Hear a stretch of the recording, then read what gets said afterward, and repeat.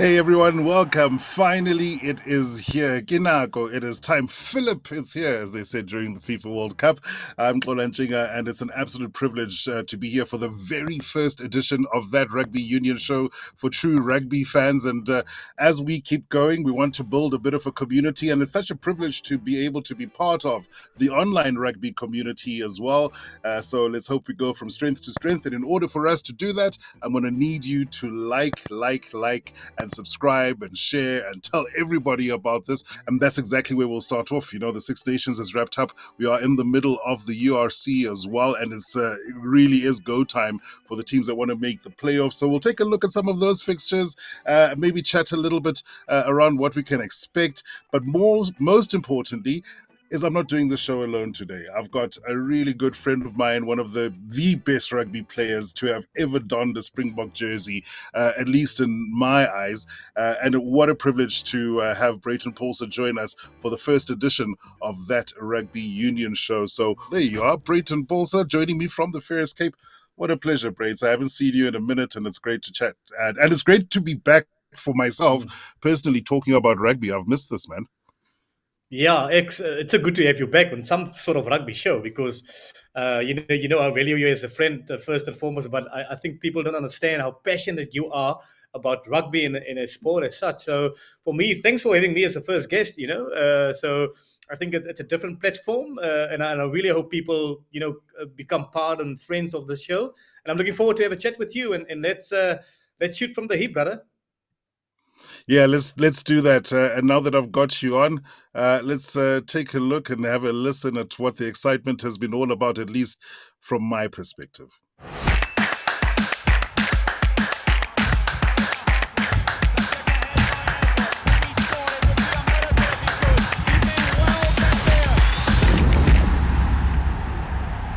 Yeah, it is a show, but it is a channel as well, and hopefully we'll be growing part of a community. There's so much to talk about, and I don't want to keep you here the whole night. I hope you've got something to drink that will keep you going, Braids. I want to delve into a lot, but before I talk about what's currently happening, I mean, I think there are a lot of things that people who might have seen you don't know about you. So I'd like to touch a little on your career.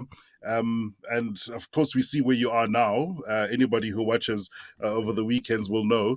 But your career is, for me, one of the most fascinating ones because you're one of those anomalies. You're one of those guys who never played Craven Week, yet you managed to get a contract and start playing professionally. And I love that because there are a lot of youngsters who don't get caught up or caught in the system and might think that they've missed out. How important was that for you to know that you could still be seen after missing out on what, at least at age 17, 18, was the big prize? Yeah, yeah. I mean, obviously, I don't want to, delve into the whole story, but I'll try and keep it as short as I can be. Yeah, for me, obviously, grew up on a farm, and then got an opportunity from the farmer to send me to University of Stellenbosch. So I'm obviously an old Marty, and I think really my love for rugby has always been there, but obviously I went to Stellenbosch to go and study, and because we were a little bit isolated back in the day, I never get the opportunity or got the opportunity to play, to come in contention for Craven Week, in those kinds of competitions. So understandably, I went to Stellenbosch University with the farmers backing, and my mom's backing, and the community of the Bokkeveld's backing, and so I had a lot of pressure on me to go and become a professional, and but deep down inside, I always had this dream to have a go at rugby. And when I got to Stellenbosch University, there were almost 10 Marty teams picked, from all the Craven Week guys, and all the guys who showed a bit of talent but who didn't play Craven Week. So I sort of obviously got to Stellenbosch as a bit of a no name. And I was playing for one of our Kosse's teams, Goldfields, which wasn't really a rugby Kosse's. They were more into football, so I played football for them and rugby. And a gentleman by the name of Uncle Chummy Jenkelson, he happens to be that day when we played against Huis Marais, which is one of the strong Stellenbosch Kosse's. And I tell you what, we got a hiding, something like maybe 70, 15, and I scored all three tries. So this Mr. Chummy Jenkelson, he said, no, this guy is small, but I think we need to give him a chance. So I kind of slipped into the under 19 sort of G or H team. I barely Yeah. made it, and X, that was my break in life. So for youngsters out there who didn't make Craven Week or felt that they should have been in a Craven Week team and didn't make it. There's other ways to make it to the top. My good Yeah. mate Peter Rousseau, who happens to be now at Paul Gymnasium, is doing some fantastic work with that schoolboy team. He also didn't play Those Craven slap Week. chips. So yeah, slump chips. Some people do develop late in life, and some people unfortunately don't get opportunity early in life. I was just fortunate that my path sort of everything fell into place when I went to Stellenbosch University. It really was a paradise for me in terms of how I took the bull by the horn, so to speak. Obviously, focused on my studies, but the Yeah. rugby just happened without me even realizing what was happening. And at the time, as obviously a player of color coming to Stellenbosch, was only player of color, in that in those 10 or 20 teams. But I was determined to grab this opportunity with both hands, and I think it obviously worked out for me. But there were many a battle I had to fight.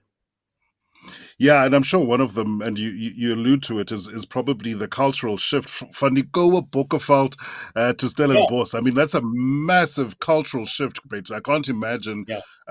from growing up on a farm and going into a farm school or very small school, and all of a sudden there's thousands of students, and also not just that, rugby is at the heart of everything that happens in Stellenbosch as well. So a lot of spotlight on you. So you had to deal with the cultural shift, and I think that's probably a massive lesson for any youngsters as well. Is it's not just about the talent, it's not just about the rugby, it's not just about the practice. It's also about knowing when you should speak up and be heard, or when you should adapt and fit in with the team, because rugby ultimately is a team sport. I think the key word, without a doubt, for me was adapting. When I got to Stellenbosch the first time, I thought, man, this is a big city. Needless to say Yeah, that obviously later in life, I understand there were places like Cape Town and Johannesburg and Australia, New Zealand, and Tokyo. So for me, it was the first 3 months. I just wanted to go home. I wasn't comfortable. I was out of my comfort mm, zone. I missed the farm community. I missed the family. So I had to, like the Afrikaans guys say, I had to fussbite. And at some point you get to those moments when you actually talk to yourself or that guy in your head, and tell him to shut up, and tell him to listen. Let's try and fight another day, because in that moment it is really difficult. I can understand, and especially when I go to schools and I have motivational speaking to kids, who just see you as a Springbok rugby player who made it in some sort of way. They don't always understand the battles you fought to get to that yeah, point. I mean, I grew up obviously, on the farm. There's a lot of love and compassion from the community, but the community doesn't have a lot. So I actually grew up being content with very little in my life. And I think even today still I carry that with me, because I think when people get things too easy, they become complacent. yeah, And for me, I always, even when I played my first Marty's game for the first team, I thought to myself, man, this is my moment. I can die now. You know what I mean? But mm, then you set the next goal, and then I wanted to play for Western Province. Then I wanted to play for the Stormers. So you become more hungrier, and you're becoming more determined, and you work harder, because at the time, as I wasn't the typical Springbok profile player. First of no, all, I was a player of color, and secondly, I was very small. So I had so many things, sort of counted against me for me not to be able to make it to become a Springbok. So those mm, were factors that really motivated me. And because of my tough upbringing, I think later in life, there were times when I thought of giving up. And let me tell you, people that I met along the way inspired me not to do that. And I can share a little story with you before we carry on, please, because I think this is quite important for people, just to give them perspective. I remember my first time with the box overseas. People didn't ask me, Brady, how it is with the Springbok team. I had to answer political questions, and that was really, really yeah, tough. And yeah, thankfully, at the time, the legendary Chester Williams came into the team. And before he retired, me and him spent a lot of time together. He spoke to me quite a lot. and I had this huge admiration for him, and I was in awe the first time I meet Chessie, and then we became very good friends. And one day, I said to him, Chessie, I've been involved now for 2 or 3 years with the box. It really is special, but man, I'm sick of answering political questions and all that kind of stuff. And he said to me, Brady, my guy, it's very important to hang in there. It's very important to stick in there, although it's tough at the moment. But in 20, 25 years from now, you will, sort of reap the rewards.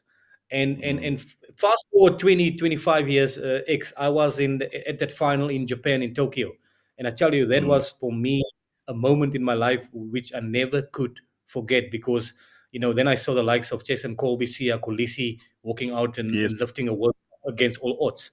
So what I'm trying to say is, for people out there who are watching as well, that we mustn't always think about ourselves. It's for the next generation. It's for the next person to have a better life. And where the Springboks are at the moment, a lot of credit must go to the likes of Rassie Erasmus, Sia Kolisini's team, and how they took their diversity and turned it into something so special and massive. Into a strength. Into a strength, yeah. Yeah, I mean, Brayton, one of the stories that always the first time I heard it, completely struck me. Um, and you probably don't want to talk about it because I know it might be slightly embarrassing for you. But you had a run-in with Ashwin Willemse when he was a youngster as Oh, well. yeah. So, for people who don't know, Brayton is older than Ashwin, and he was a youngster coming through at school level. And he told me the story out of the blue. I never expected to hear something like this. But you went back, Yeah. you went back into the communities, and you gave him his first rugby kit. Yes. Yes. Yeah, I went to the school in Caledon, and at the time also I felt it was necessary to speak to school kids, and it's a time where there was huge excitement about the Springboks X. It was obviously after '95, and I just got into the box setup, and it was wonderful to be part of it.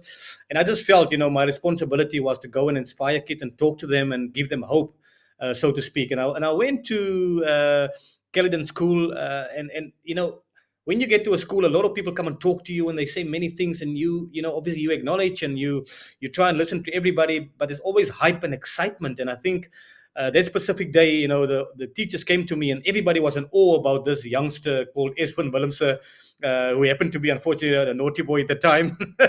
And they asked me how I could just do something, anything to Yeah. help this boy in some sort of way. And afterwards, I went into the headmaster's office, and one or two of the teachers, and they explained the situation, and they called Ash in.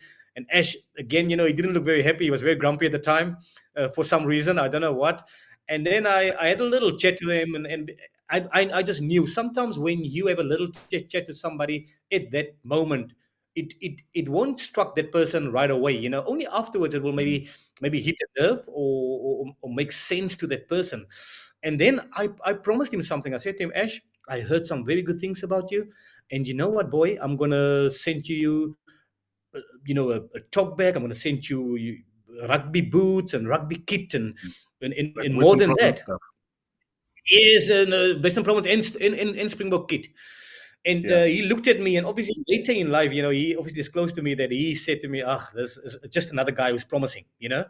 And Mm. within a week's time, I sent the stuff to the school, and afterwards, obviously in hindsight, it's easier to talk, but even today, Ashwin, that moment, or when that surreal moment happened to him, it changed his life. It was something so small for me at the time, but for Ashwin at the time was so big, and that inspired him to take the route of professional sport, because the community and teachers were obviously worried where Ash is going to end up, because at the time as well, he was such a good sportsman. He showed a lot of good promise, but he had not the best of friends at the time, guys who could have taken him off the rails. And Yeah. unfortunately, he had a bit of a troubled life at the time as well. So again, the lesson in that is that always make time for people who are in need or who show promise and talent. You never know when you can have a big impact in their lives. Yeah, yeah, it is probably when you're least expecting it. You speak about the fact that you had to be a politician. John Smith also writes about it in his book. Um, and I think I forget the name of the book. He'll kill me. But he In writes the about cauldron. what is that? I think it's called in the cauldron or something. Something about the cauldron. Something about the cauldron. Yeah, something about the cauldrons. Is captain in the cauldron, Yeah, something like that. yeah, But something like that. he shares a room with Richie McCaw, and they were playing for the Barbarians. And it's weird because there's a big time zone difference. So Richie gets a call from the media in New Zealand. South African media calls Smitty, and obviously it all happens at different times of the day because of that massive time zone difference. And John writes about how he had to listen to Richie talking about rugby, talking about the All Blacks, talking about results, talking about ambition, talking about the World Cup. And then Smitty, he gets a call and he's talking about quotas. He's talking about the minister said this. He's talking about Cosatu are going on strike.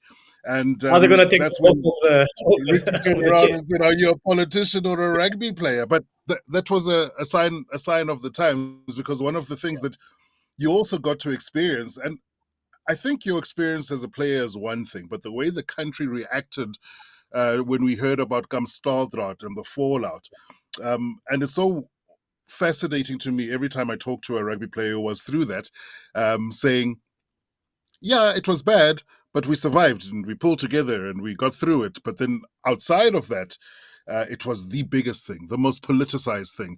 Um, but yeah, I think it was probably a tough lesson, not just for the people involved, but for the country as a whole. When you look back now at the craziness that we had to endure, and the counting of how many players there are on the bench of color and whatever the case may be, to where you say in Japan, Sia lifting that trophy aloft. I was also at that game. I was crying. Yeah, yeah, Um, it, just celebration. yeah, it was snot and trana, man. Yeah, yeah. I was just in tears. Beautiful But moment. Beautiful. it's unbelievable, the change. And I think people don't necessarily have an appreciation of just how far we've come. We've come such a long way, X. I mean, from Kamstalra to where, uh, I would almost say 95% of people don't even speak about color anymore. Unfortunately, there will be those people now and again, that will do I would almost say the easy thing to pick on players of color when they have a bad game. But we've come such a long way, and I think we've learned a lot of lessons along the way too, in terms of management styles and how certain coaches, man manage people.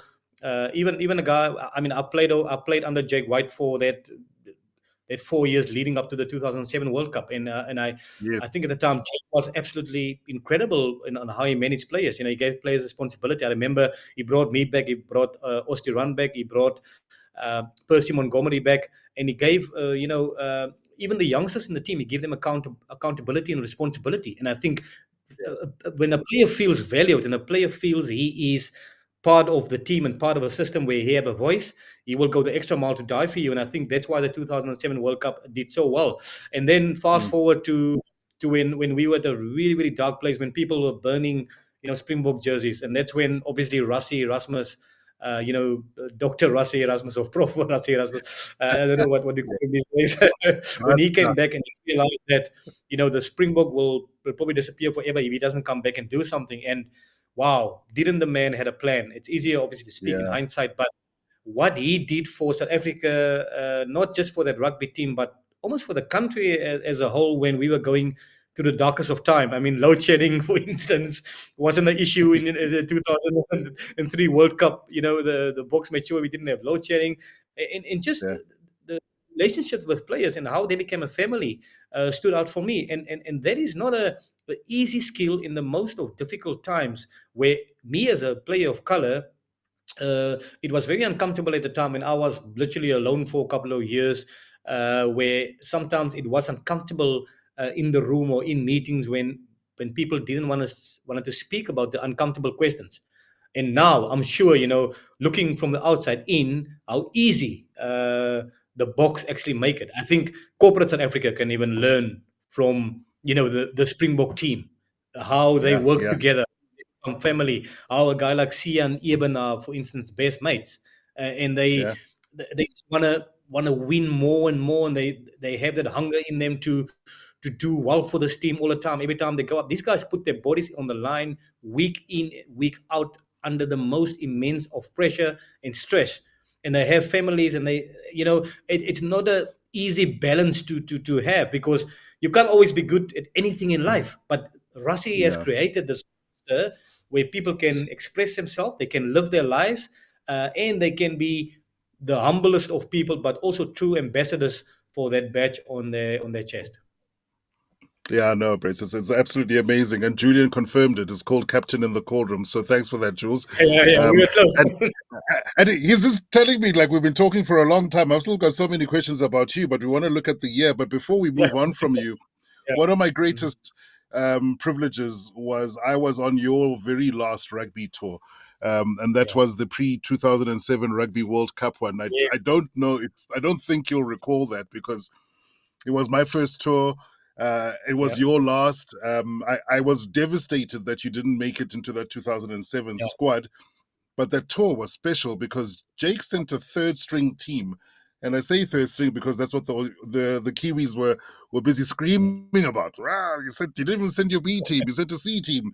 But what a team that ended up being, because when I look back at it, the spine of what became a phenomenal team. Yanni and Bismarck du Plessis played together for the first time as a pair. You were in that squad. I think I remember Vikas van Heerden captained when you yeah, guys played in Christchurch. And JP Peterson, he traveled with and scored a great try. And I think about 60 minutes it took them to actually pull away from the Springboks. It was fantastic because this was Christchurch. This was the heart of the South Island, and the Kiwis were scared. And it looked like something was brewing with Jake's team. It was a really special time. But I digress. It was just such a special memory for me, and to have been there and experienced it, sort of from the outside looking in. Um, I know you're disappointed about not going to the World Cup, but I'm pretty sure those memories are remain just as special. No, I mean, X, I tell you, I was probably the biggest supporter when I didn't make the squad, and I said to him, he gave me a call before the World Cup, and he said, Brady is so sad, and sadly, I'm not going to make it. But again, Mm, those it's part of life, unfortunately, and I think I've also took enough hardship in my life to almost mourn, I didn't make the squad, because I had the privilege of being part of that squad from the start. So I saw a lot of people grow into their team, the likes of JB Peterson, got mm. into their team. John I mean, Smith, Bana Bena yeah. was absolutely fantastic as well. And we had a great, great squad. And unfortunately, there were only so many, 30 guys who could go. So I understood completely. And I was also getting towards the end of my career, so I was kind of an older statesman. And obviously, as a Mm. wing, when you get older as well, you get a bit slower. So I think Jake Nah, maybe you thought I didn't did lose that. it. You didn't lose any pace, Mr. Paul. So you like one of the original pocket rockets. I mean, back then it was you, it was Brent Absolutely. Yeah, Russell, and then yeah. Theo came after. I mean, come on. Yeah, yeah, but I mean, they were good times, and I tell you what, obviously Jake and John and the team went. They had some scares along the way in that World Cup, but ultimately, they lift the World Cup, and it looks like Paris is a special place for us. We did it now, like the second time, 12 years later, and Yeah. just wonderful. How we love Paris as a team. Yeah, hey, Allez Bleu. I'm all for it. Let's do the next World Cup in France as well. They most didn't want to give it to us in 2023, so Yeah, pray for Yella. they stole it from us. But right, yeah.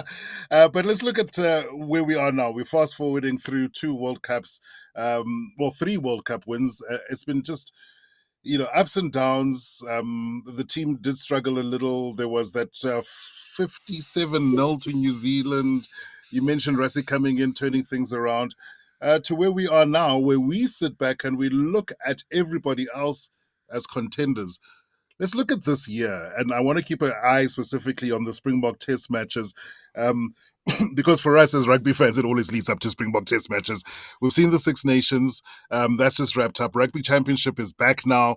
And for me, I look at all of this with an eye on the Springboks. And like I was trying to say, so strange to be looking from a Springbok fan perspective at who the contenders are, where I think it was mostly the New Zealanders who would sit back and think, well, who's going to come out and get us?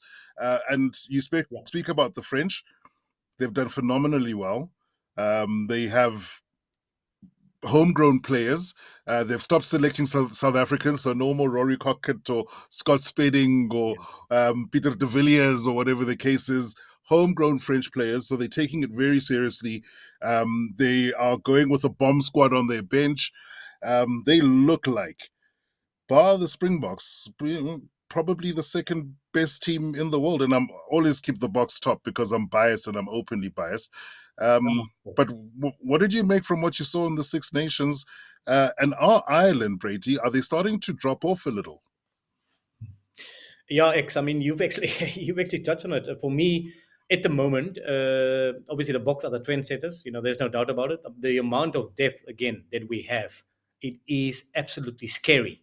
If you start from one to number 23, we can literally put out two good teams now and give, in my opinion, the French team are hiding. But in Mm, saying that, I think France has come a long way. I think they finally over that heartache and heartbreak yeah, of yeah, the 2023 World Cup. It took them some time, and the players even came out in the media and said how difficult it was for them, and they took a long time to get over that heartbreak when the Springboks beat them at home soil in the quarterfinal. So for me, if I look at the balance of the Six Nations and which teams impressed, it was obviously France, and I think France are certainly our closest contender at the moment. Not underestimating New Zealand, but France mm, is the closest contender.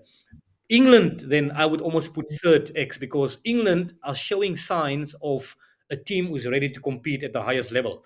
And I do feel that a guy like Maro Itoje has certainly played a big role in turning things yeah, around in terms of mindset and that winning mentality. They could have yeah, easily taken this championship, wasn't it for one or two silly mistakes along the way. So Ireland, certainly coming to Ireland, they are dropping off. I saw a scary stat the other day that their average team age X is almost 32, 33. There's a couple of older statesmen, unfortunately, when we've seen, the past weekend, Kian Healy, Conor Murray, Peter O'Mahony said yeah, goodbye.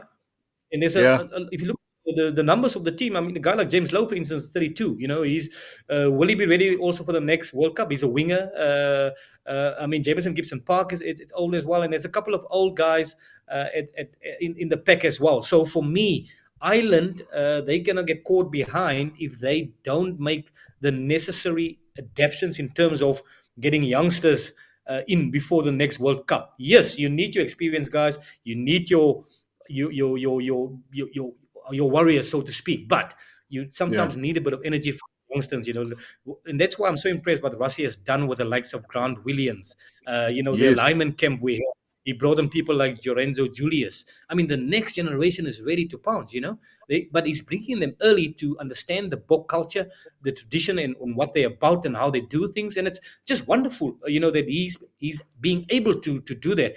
I didn't see that with Ireland, unfortunately. Ireland have a lot of Leinster guys and Munster guys who are yeah. getting long in the teeth now. And they will probably, some of them will be probably, a yard too slow for me come the next World Cup. So they moving on a really, really fine line now. Yeah, it's really interesting to see how the different team cycles are going, and I mean, I'm focusing on the French because they did so well in the Six Nations, Yeah. but also there's that little matter of a test match between France and South Africa on the 8th of November. It's a It's November, yes. to my mind, it's going to be the biggest test of the year, bar none. Who knows if DuPont will be back by then? He's got a very long term injury. He might not be. Even if he is back, I don't know if it's going to be fit. That Achilles is going to take him months, if not the rest of the year, to sort out. And they also play a 7-1 split. Uh, Mhm. what is your take on the bomb squad? So many people are having a go and complaining, and I don't know. They don't want to see it, and I have an opportunity to talk to somebody who's an actual back as opposed to a forward. Is the game changing to such a degree that it doesn't pay to be a backline player anymore? I don't see it like this, but obviously there's a No. lot of people who disagree with the merits of a bomb squad. Yeah, I think obviously the bomb squad and again Rassi, Rassi is forever. I don't think Rassi sleeps at night. I think he always thinks No, about what can he do next week, what can he do in 2 months' time. Trying to bend the rules. When it comes to innovation. and just doing things differently. I think Rassie and the Springbok team has certainly been the trendsetters, like New Zealand was a couple of years back, and it's wonderful to see. So everybody's now following in our footsteps, and the French were the first guys to to sort of moan and groan when we went 7-1 split against New Mm. Zealand in Twickenham before the World Cup. But for me, no, Yes. I don't think backs should fear about it, and I think Rassie, especially Rassie, will obviously use his logic when it comes to who he's playing a specific week. I kind of like a 6-2 split. I do feel that there must be place for, let's say, Andre Pollard's playing for the Box this week. You gotta have Yeah. like let's say Jaden Hendricks and Sasha Feinberg and Komazulu on the bench, for instance. I just Yeah. feel Yeah. that the risk sometimes is so high. And let's be honest, Yes. sometimes you take risk, and sometimes, most times for the Box, it comes off. Sometimes it Yeah. doesn't come off, and that We were is caught. We've that been is caught out at least once. that is a scenario you will unfortunately put your fingers in your hair with and pull your hair out. So I just feel that for now it's also a phase that a lot of coaches are toying with. I mean, you saw Dobbo as well with the Stormers. He likes to see 6-2 split, and some coaches are following it. But if you look at in overall, most coaches are going the 5-3 split, and that's why I Yeah. say that at some In point, your Rassi hair. also probably will go back to that. And for me, certain players, especially if you are a very a player who can play a lot of positions in like a all round player, so to speak, in the back line, you Yes. shouldn't lose hope that you won't be even on the bench. I think it's just a phase we're going through, and at some time it will go back. As you know, in life, we go full circle. The bell bottom. The pins were out or something. Now they back at it. So it goes full circle all the time. So I just feel that for this phase and for now, teams are latching onto it, but at some point it will go back to the 5-3 split. Hey, Brayton, you were always a fashionista, man. But it's true. The fashions do go in I mean, roundabouts. So I mean that's a very quick look at the Six Nations. I don't want to dwell too much, but also we have to look at the Six Nations with an eye on the British and Irish Lions tour against Australia, an Australian team that has really struggled over the last couple of years. They've lost their coach again. And sure. not just lost a coach, I think lost one of the best coaches around in Joe Schmidt. I don't know if things are going to turn around for the Aussies. I don't think so. But you can see there on our calendar, June is where it's happening. It's not too far away. So the Northern Hemisphere guys, although they focused on the URC at the moment, will definitely Mhm. all have an eye on wanting to make that Lions squad. And just a continuation of this conversation, I suppose you'd still have to look at Ireland as being the majority of the starting players. Um, I don't know. England obviously have got a couple of guys who put their hands up. I think the one team I really fear for is Wales. They are in the worst way at the moment, and I'm Yeah. just not seeing where the future is going to come from them. And they'll be very sad if they miss out on a lot of those places. Yeah, unfortunately, at the moment, if you look at the now, Wales are the team that it's in a dark place at the moment. As Springbok players, and I also had a year or two with a Box win where we couldn't get things right. But like in life, at some point it will turn for them. But now, how their system is in Wales, all the four franchises, they can certainly still put out a competitive team. But I think their grassroots and their feeding scheme, so to speak, they don't have it like we for instance have in South Africa.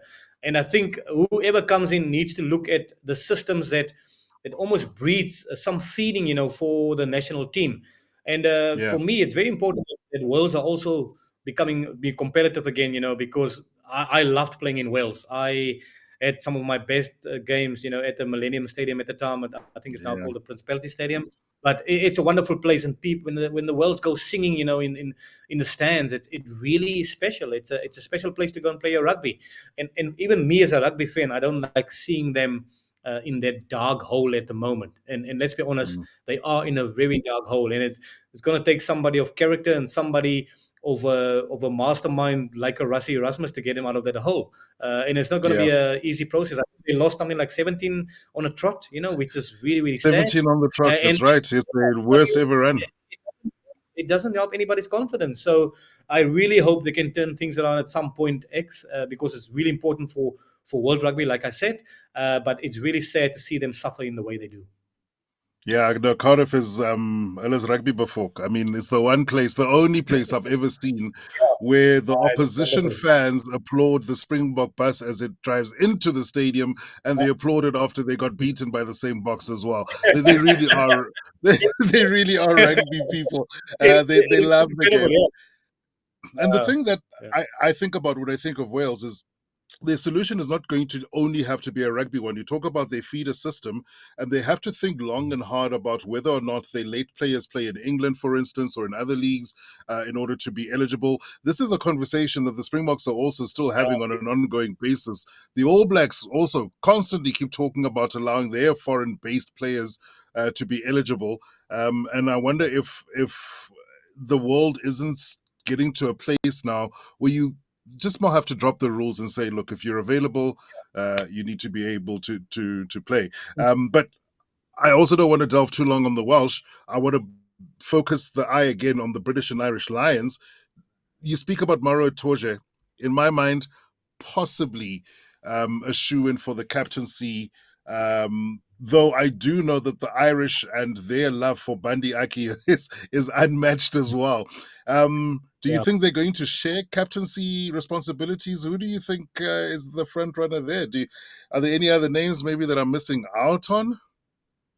I think obviously, I think it's Kalen Doris, right? He's the incumbent, isn't he? For Kalen Ireland. Doris, He's yeah, the captain. yeah, Yeah. And I think he, all he, right, he, he and Andy Farrell, they got along well for the longest time. And he's had some great yeah, success under Andy Farrell. And you must remember that obviously when you have a coach who coach a team and he has a affiliation with the players like Rassi and Sia, for instance, there's a bond that, nobody can almost break that bond, so to speak. he's got trust. Yeah, they got trust, and they it's just easier, to work with somebody that you've worked with for a long time. You know their qualities, you know their weaknesses, you know their strength. So I just feel that you mentioned Itoje. I think he's certainly one of the front runners, but Andy Farrell and Kalen Doris has come a long way, and I think Yeah, he might just have that inside lane to become the captain. But besides the captaincy, he have enough quality players to pick from. You mentioned, for instance, Bandi Aki. I mean, there are some superstars in those couple of teams that he can look at and put out every week. He can put out a really good team. It's again up to them yeah, to become a team as soon as possible. Put their allegiances aside in terms of playing for England or playing for Wales or playing for Ireland, and now playing for that British and Irish Lions team in Jersey. So they're going to be really, really strong. And I actually fear that Australia will be getting a hiding. If I look at the situation right now, because as you mm, mentioned, Joe Smith has left them. They're still trying to find their feet too. It is very disruptive when a coach leave before such a big tournament. It is yeah. for any player. You kind of looking for answers, but I mean, there's no right or wrong answer. But Australia will be in a bit of a predicament. So hopefully, the only positive is hopefully that anger and frustration will bring them closer together, and we will see a great British and Irish Lions store in Australia. Yeah, I think hands down at the moment, British and Irish Lions are favourites to just get on Yeah, tour yeah, and win absolutely everything. But we hope that the Aussies can surprise. We hope that they yeah, win one or two test matches. That would be absolutely massive. And the one thing that I'm looking forward to, which we didn't see that during the last tour, was the crowds because the box had to do it yeah, during COVID. yeah, Closed stadiums. It was a very strange atmosphere. I remember sitting and watching the second test, and it was just so odd, so strange. I don't know. I don't know how those players adapted to that. And I know that as a player, you got to focus and zone in on your process and think about the game, and maybe not too much focus on what's happening with the crowd and the pyrotechnics and the this and the that. But I'm sure it was eerie, and I'm sure it has some form of impact. Did you ever get a lift yes, from the X that was. crowd? I mean, Yeah. Is this the thing? I mean, rugby players always get asked. Yeah, I mean, COVID really brought a lot of sadness to us, and I mean, there's been very sad stories on how we lost all of us, lost a lot of loved ones first of all. But I Mm. mean, I worked on two of those test matches at DHL Stadium, and let me tell you, it was me and Mots and Nick. Every time when the box score, we the only three people with the crew. The crew. We jump up, and then it just echoes in the. It was a weird. All of a sudden, you're like, oh, there's no crowd to share it with. So crowds Yeah, and fans are so important for our game, and spectators are. That's why we love them, and that's why we want to hear always from them, because they make the spectacle a spectacle. If it wasn't for the yeah. crowds, and we actually realized in COVID how appreciative the coaches and the players are of the spectators and the fans. Ultimately, they make and break the spectacle, because at the end of the day, especially when you play home as a Springbok, you always wanna you feed off the energy of the crowd, and I don't know how the Boks did it, but they somehow got over the line, and we obviously followed it very closely, and it was a successful one for them as well, but also very tough, because the rules and Sure. regulations when it came to COVID was absolutely difficult. And I mean, we Yeah. saw that Chase Sun, the first one, where Rassi and the doctors and everybody explained how difficult it was, how some of the games were almost called off, because of players getting COVID. So maybe we never get back to that, but I'm just happy that we in normal times again, and we can go to full stadia week in and week out, especially with this current Springbok team. Yeah, it was an absolutely crazy time, and I remember hearing the stories of the guys having to practice in their hotel rooms, off an email, and you doing your gym session alone. But anyway, hopefully the crowds will be there, even in Australia. I think there's going to be crowds as well this weekend because URC is hotting up. It's getting very important now. We want the South African teams to make the playoffs. Arguably, the biggest game of the weekend would be that Leinster Bulls one, um, at Loftus, purely because Leinster, as you said and you alluded to, chock a block full of talent. They are going to be playing a slightly weakened team. But I don't think that means that you can chalk them off. I don't think that means that the Bulls can now lay back. Jacques Nienaber is in there. I'm sure he'll add some value to their preparation. I'm sure the Bulls will be changing one or two line-out calls as well. Ergias Neyman will be making an appearance in front of that Loftus crowd. At least we hope to see him on the field. But it's a Mhm. big weekend. It's a big game. As you see, the Lions are on tour. They've got Cardiff. The Sharks have got Zebra at Kings Park, and Zebra will then go to Loftus after that. And the Stormers are on the road, and they'll want to make up for what's been not the greatest start to the season. I know Yeah. John Dobson spoke about the fact that, he's done everything right and the team is committed and they're ready, but the results just didn't come. But Yeah. do you think I'm onto something? Do you think Bulls Leinster is the biggie? Yes, yeah. I mean, that's my pick of the weekend, and then obviously Glasgow and Munster as well. I think those are two big games. But X, we certainly getting to the business end now of the season. It is very tight. If you look at the log, for instance, of the URC. I know the Stormers is like, I think they 12th or 13th, and they've got 28 points, and I think team number Yeah, 5 31 points. So the difference between 12 in 5 are just 4 or 5 points. And that's how yeah, close it is. That's why from now on, every game is so important, and that will determine whether you will get into the top 8 first of all, or you will play away in a quarterfinal, or play at home in a quarterfinal. So it is gloves off now, and especially for the Stormers, obviously the ex-Stormer. I think it's just great to see Sasha Feinberg and Komazulu back, and Damien Willems as well. I think obviously it remains to be seen how Dobbo will use them. Will they be match fit?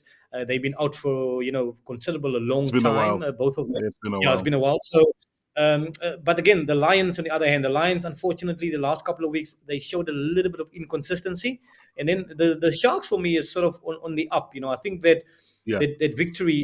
Every team have a defining moment in the season, and I think that victory against the Bulls at Loftus with almost like a second yes, string team, I think that yes, sort of almost changed their season around. And then also the Stormers to a certain degree. That game where the heavens opened X and we had to delay the game for almost an hour and a half, I think it played in the yeah. Stormers' favor. I'll tell you now, That's the if one that at was Loftus. yeah, Loftus, yeah. 2 weeks ago. If that Yeah, was a hot day, I think the Bulls probably would have beaten the Stormers. Suddenly, the Stormers came into the picture. They needed to win that game, and suddenly they're in the mix. They are also talking now with the big boys and the heavy hitters of URC. Looking at the yeah, URC lock, obviously for me, I think still the two favorites at this stage is Leinster and Glasgow, the defending champs. And I tell you what, Franco Smith for me yeah, was the coach of the year last year, and what he's done yeah. with that Glasgow team. I tell you, I wouldn't be surprised if, let's say, Scotland, Scotland Rugby Union will maybe knock on his door at some point.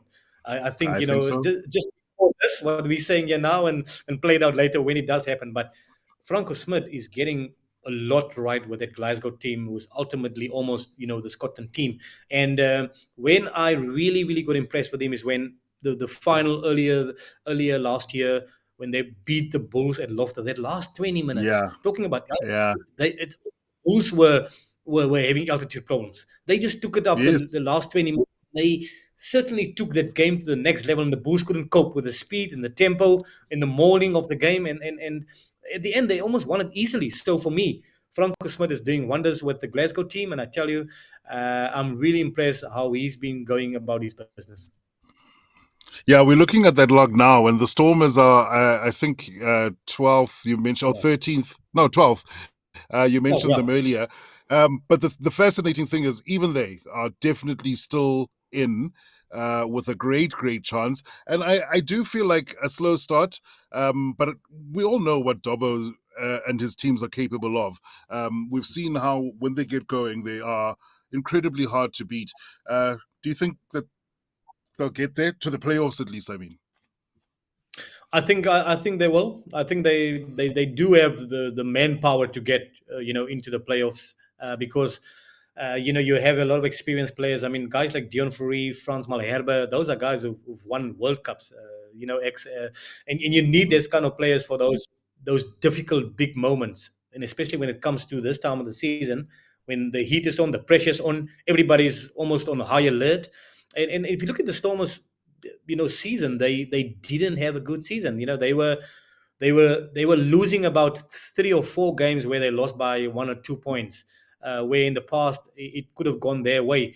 Yes, yeah, every team's got a lot of injuries, and the Stormers also had a lot of injuries, but unfortunately, it goes for everybody. And sadly, they didn't win 1 or 2 of those games where they were in really good positions to win. And that's how small the margins are at this level X. Sometimes it goes for you, and sometimes it doesn't go for you. And I think the Stormers are certainly turning that corner for me. And it was a big win for them against the Bulls it's over 2 weeks ago, and I think that will put them in good stead. They're touring now, and I think they certainly playing. They're playing Scarlets, and then they're playing Ulster. Ulster is always tough yeah, away, but I think if yeah. they can beat the first team on tour, then they will certainly have a lot of confidence going to the Ulster game. Yeah, no, no. Ulster is very difficult to play against, and I always wonder. Robbie Kempson was played for the Stormers and for Ulster, and I Yeah, always wonder who yeah, he cheers for when they run out. But you speak about how the Stormers were able to claim victory in that Bulls game, and the other thing that I saw was not necessarily from the Stormers, but from the Bulls, which is a slight concern because they've been so good. Their scrum is hands down the best in the URC. They dominate other packs, but they don't necessarily always turn that dominance into points when it matters. yeah. They've got talented players all round, especially out wide as well. Um, Hard to lose a mainstay that is Johan Goosen at 10, but they'll be slightly concerned at their inability to turn that dominance into points. It's been concerning for the last almost year, leading up to the final at Loftus against Glasgow last year.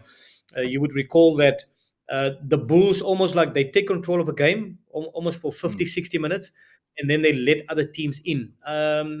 If you look at that final, for instance, and that happened a lot this year as well, and I'm sure that Jake and his team is trying to address that because it's almost like they take their foot off the pedal when they have a team like busy suffocating them and strangle them, and yeah, they let other teams in by silly mistakes, and that's where the likes of the senior players must certainly come to the fore. The Willie Leroux's, the Akker van der Merwes, the Steenkamps, Ruan Norkiers. Hopefully he's back soon, because they also have Yeah. a few injuries as well. An So injury. it Yeah. comes down to experience. It comes down to game management. Especially, let's say, the last 20 minutes when the game is won or lost. Stormers as well. Stormers were almost out of it, and they let the Stormers in, by ridiculous penalties that they give away, for instance. So discipline is key as well for them. But the Bulls, unfortunately, if you want to win championships, you need to have your house in order at all departments of a rugby game. When to speed up the tempo, when to slow it down, when to play the clock. For instance, I remember uh, that final. I'm alluding again to that final at Loftus, because I was there that day, and I felt Against so Glasgow. hard. Yeah, in the Bulls fans, because it was 13-3, and the Bulls literally, the hooter went. The hooter went. Glasgow, got a penalty, and they scored a try. They went into half, let's say halfway, 13-7 or 13-10. Different ball game, So you Yeah. can't Yeah. allow those kind of moments to determine a final or a semi-final. You need to be disciplined and switch on at all times if you want to win championships. Yeah, the one thing that you've said consistently about each of the teams, and we haven't really touched on the Lions because, well, you mentioned inconsistency, and they'll want to sustain a level of consistency. At least they're going to Yeah, get a bit of an injury boost. I know, like Henko yeah. van Veek is back, for instance. He's been doing pretty well. Kuhn Horn also came back from injury. So hopefully that'll help just to stabilize things. But injuries, and everybody seems to be suffering from injuries. And my biggest ones at the moment that concern me, one, to lose the likes of a Steven Kitsov, um, Yeah. who is supremely talented prop. And I mean, I remember that Kitsy had to get special dispensation to be allowed to play senior rugby at the age of 19 because that's how good he was. So a massive Yeah. loss for the Stormers, a massive loss for the Springboks, a massive loss for rugby fans all around. And then the other one that concerns me is Eben Etzebeth, who's got recurring concussion symptoms that aren't clearing up. And we've seen this before. It happened to Patrick Lambie. And I can't help but think back at the impact that that concussion had on Pat and his career. And just the hopes that Eben isn't going through something that's terribly similar. We kind of still want him around. No, of course. I mean, Eben is Eben. I mean, he's got the record for the most tests, ever for Springbok, which is really incredible. And I saw actually something in the news earlier on X, that thankfully his concussion is cleared, but Hmm. apparently at the alignment camp he tore a hamstring. I didn't know Eben was so quick. But there is the latest from Eben. He He didn't unfortunately stretch. is back. He's cleared. He tore a hamstring, man. I mean, that What? only happens to wingers and centers. So Does very he even strange have injury. hamstrings? I didn't know. I mean, he's got such big biceps. I don't even think he had hamstrings. But I mean, that is the latest news. So, from his concussion point of view, we are all happy and relieved that it's clear. Because I think World Rugby as well have stuff in place, very serious sort of protocols in place that make sure that players are ready to take the field when they are Yeah. absolutely ready to take the field. You don't mess around with player safety. So unfortunately, like I said, Eben is torn a hamstring now. So now I think I don't know how serious the hamstring torn is, but now he's out for another couple of weeks, sadly, for the Sharks as well. But at the end of the day, the other hand, he's getting a nice break, I think, because if you look at Eben in over the last years, just almost 15 to 20 years, how he's put his body on Right. the line as well, and we certainly need Yeah. him for the next World Cup fresh as can be, and not tearing hamstrings. And then you mentioned Kutsi as well. Kutsi was an absolute, just a great ambassador for just a lekker guy, X, just a Yeah. all Yeah. round good guy who wanted to try, and that's why I think he was a big reason why the Stormers won the inaugural URC. If you look at a captain, Sia Kolisi, Richie McCaw, those guys personify calmness. When I look at a Mm. captain and a calm captain, I know that he's got things under control. He's got his players under Yeah. control, and Yeah. despite all the stresses and the pressure, he's almost sent out a calm picture to his team, and that is what you want in this modern day competitive environment of a professional sportsman. And if you look at how some of the captains react to referees and how they handle themselves, it's because of the pressure and the stress that comes with the captaincy. That's why everybody can't be a captain, and it's very difficult for coaches always to identify a real captain. Somebody that will carry the team, somebody that will carry himself well, because you're either born a captain or you're not, and that's why certain teams, unfortunately, don't get it right, because leadership in any setup, it's so important. And the likes of like guy like Dion Fourie, for instance, he doesn't play for the Stormers. I'm always worried because he has such an impact, a calming effect Yeah. on that Stormers team, all the youngsters as well. So looking ahead, leadership qualities are going to come to the fore as well, and this is where you're going to get tested, because if you look at the Stormers again, a guy like a Damian Willemse will have a massive impact as well. Just his presence on the field, even if he's not match fit yet, will have a big impact for the other players around him. I mean, this is Yeah. a two-time world winner who will have massive say when it comes to big decisions as well, on the field, and just being how they train and how they act off the field as well makes a big difference. X and that's why leadership for me in the next couple of weeks is going to be crucial as well for all the teams. Yeah, well, I like the way you mentioned that, because can you believe it's been an hour? We're running out of time. But very quickly before I let you go, you mentioned Yeah, the name of Dion Fourie, and it sticks out in my mind because 38 years old, called up to the Springbok alignment camp, he's still somehow featuring in Rassie's plans, and it's because of that. A cursory look at that greater squad that it was, what was it, 53 players, 58 players? I can't remember. 58. yeah, 55. Um, Yeah. yeah, but it's a huge number, so not necessarily everybody's going to necessarily get onto the field, but they need to be aligned. That's what Rassi is paying a lot of credence to. So, very quick Bok barometer. Are there some names that have impressed you that are outside of the fold? I mean, the guys who all got a run last year, and Rassi used about 50 players, I think, over the last 12 months. But is there anybody there that you think is a shoe? And you spoke about a young guy like a Jorenzo. I mentioned Enko, Van Veek. These guys have never had an opportunity. Anyone else's names jump out at you? X, I tell you, some of those Lions players have certainly caught my eye. Players like, let's say, of Franco Horn, for instance. I feel, Mm, a JC Pretorius. I just Morne feel van der those Berg. Lions players, Mone van der Berg, those guys are really put up their hand week in and week out, and they fearless. I like the fact that they don't go out and almost like stuck into the shelf. They try things. Obviously, if you try things and you risk a lot of things, things can go wrong, but things can also go well. And I think most times it goes well for them because they're not scared of big names and big teams. And I like those kind of players. And it's just great to see a guy like Edwin van der Merwe as a winger Yeah, playing well again. I mean, he is yeah, just absolutely incredible for the Lions. And I really hope, there's lots of rumors about him, but I really hope the Lions can keep a guy like him, because he is just sensational, and he fits that Lions profile so well. He scores so tries. yeah.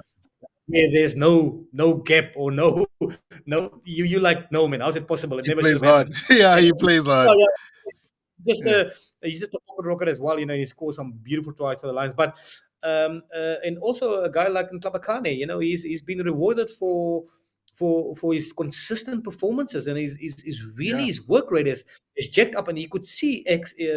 I don't know how sometimes you look closely at the guy's weight. He lost a couple of weight as well, so he's more mobile now, and it's just wonderful He to see did. how these players.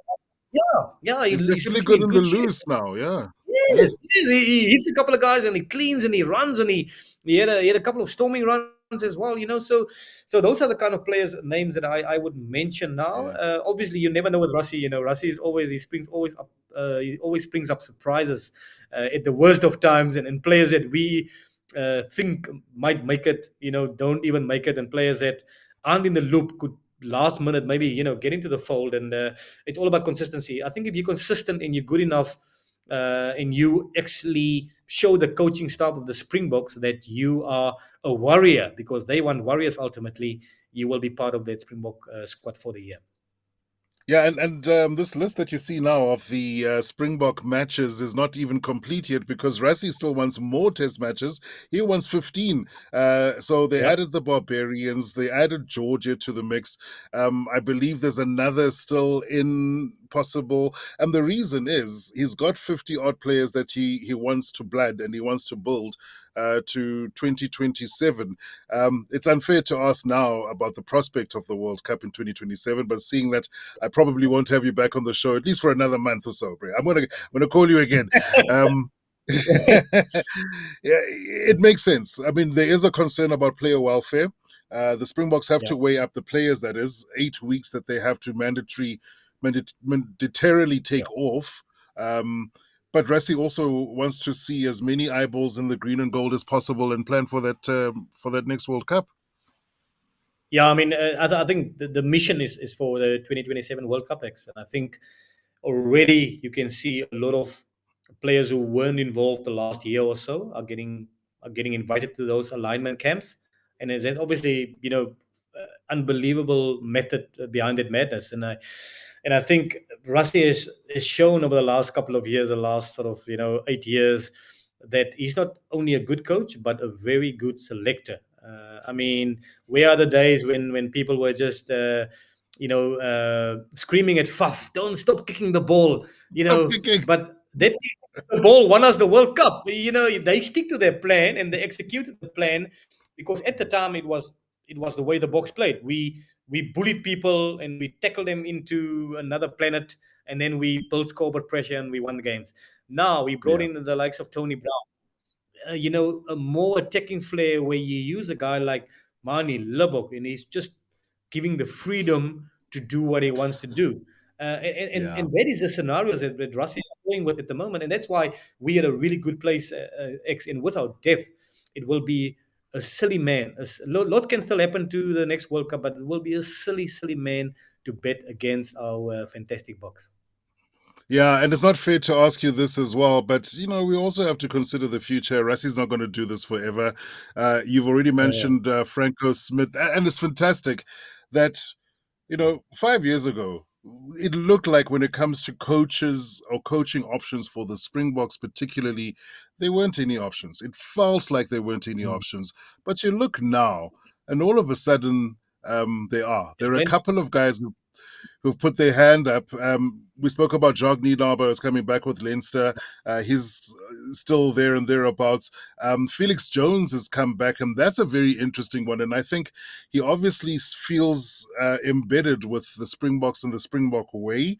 And he hasn't been considered for head coach before, but now people are starting to talk about him taking on a bigger role, freeing up Tony Brown to do all of the fancy stuff.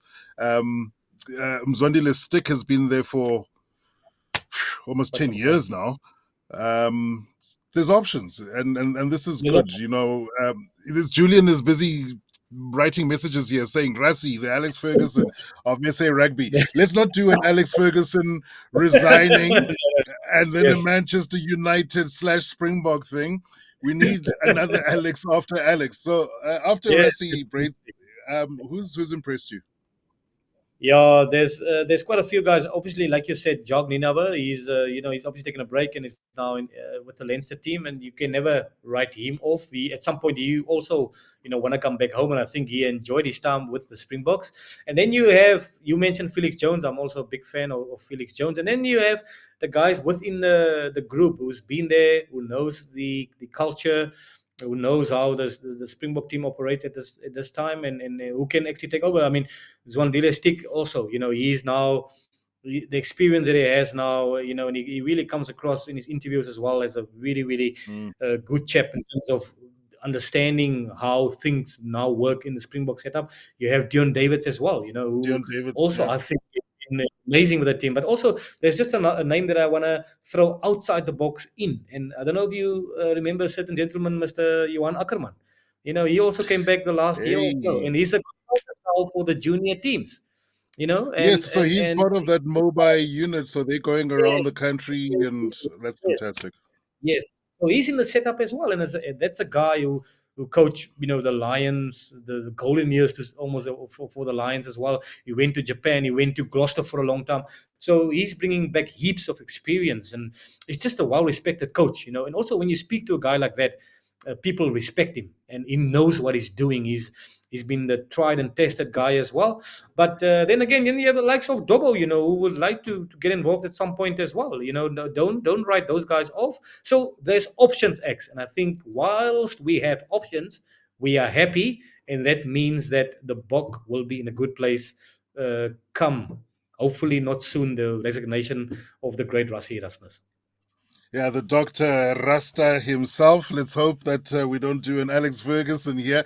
But what I like about him the most is that he definitely is intentional about thinking about the culture of the team and thinking about the long term future. And uh, I suppose a great way to wrap up the show with Varsity Cup is on the go. Always fascinating to see Yeah, some youngsters have a run. The big match last weekend, I think, would have been Stellenbosch, your alma mater, against the Ikeys on the Green yeah, Mile, and yeah, Martins took it, but there was a lot yeah, of build up, which was something that I think in the last maybe 2-3 seasons, the matches haven't been that big and have thought to be one sided, and Ikeys will yeah, be sad with this one, but good to see that they're putting up a fight. You're seeing the results on your screen now. Turks as well, they got relegated the season before. Not only are they back up, but they're beating the likes of the Eagles, which is fantastic to see. And the two Joburg teams also always perennial underdogs, but really putting in some great performances. I also like seeing the fans. When UJ comes out, that whole stadium turns orange, and it's yeah, great to see. It's great to see the youngsters. It's great to see the support. But fantastic talent yeah. coming through. It is absolutely exciting. I did the first game of the Varsity Cup at Stellenbosch. There were 17,000 people when Martis played the defending champs Shimlas, and Shimlas are certainly not going to give that title away in the easiest method. But for me, you spoke about the Ikes Martis game last week. It was absolutely Yeah, incredible. It had a lot of drama, and there's already a few players are putting up their hands for professional contracts. And I think that's a beauty of Varsity Cup rugby. Again, Ike's played so well. I mean, Robbie Fleck now is the coach, and I played with Flecky for a long time. I mean, he's been yeah, in the yeah. coaching setup for such a long time. And it's good to They see literally played Flecky Mark. back coaching. It's good Yeah, to see him looking yes, happy, yes, smile on his face. yes, It's fantastic. yes. And again, but that's one that got away because they literally played Martis of the Park. But like Yeah, the old boy Lowe said, looks at the scoreboard, and unfortunately, Martis stole the game in the end. But again, in Varsity Cup, the team that finished first doesn't mean he's guaranteed to win this tournament. that's Normally, right. the team that finished fourth has the best chance to win the tournament. So it's not over until the Fed Lady sings, and let's hope this wonderful competition will continue for years to come because it's exciting. Young and old loves it, and the players also has taken to it, and they absolutely love that they can sing the national anthem because some of them will never become Springboks, but it's their moment, it's their time, and let Yeah. them make the most of it. Yeah, and us as a channel and a podcast will also be wanting to do something at least around the Easter Schools festivals, which are also just around the corner. That's always exciting to see. Brayton, I'm going to have to let you go. I could keep you here all night. I probably will the next time we do this. So I'm going to make two promises to you right now. First one is we're going to talk again, and it's going to be fairly soon. So thank you, but Sure. brace yourself. And the second is I will never ask you to do a flick flack in my life ever, ever again. I can't even remember Thank you, what X. school we were at, and I almost hurt my friend because I said to the kids that, Yeah, "Hey, he's going to do a somersault for you," and it was very irresponsible of me, and it will never happen again, Brayton. no, it's all good, X, man. It's been a pleasure to be the first guest on your guys' show, and may you go from strength to strength. And I'm looking forward to watching it week in with wonderful guests that you guys will have on. I can't wait for more. Breyton Paulse, you're an absolute legend. Thanks for your time, my brother. Thanks, X. It's And been a pleasure. yeah, just one last call out to you who've been watching, and even if you catch this after the fact, give us a subscribe, give us a like. We're trying to get to 2,000. subscribers. That's the first hurdle. So let's give it a good go. So until the same time again next week, take care of yourself, and I'll see you then. Cheers.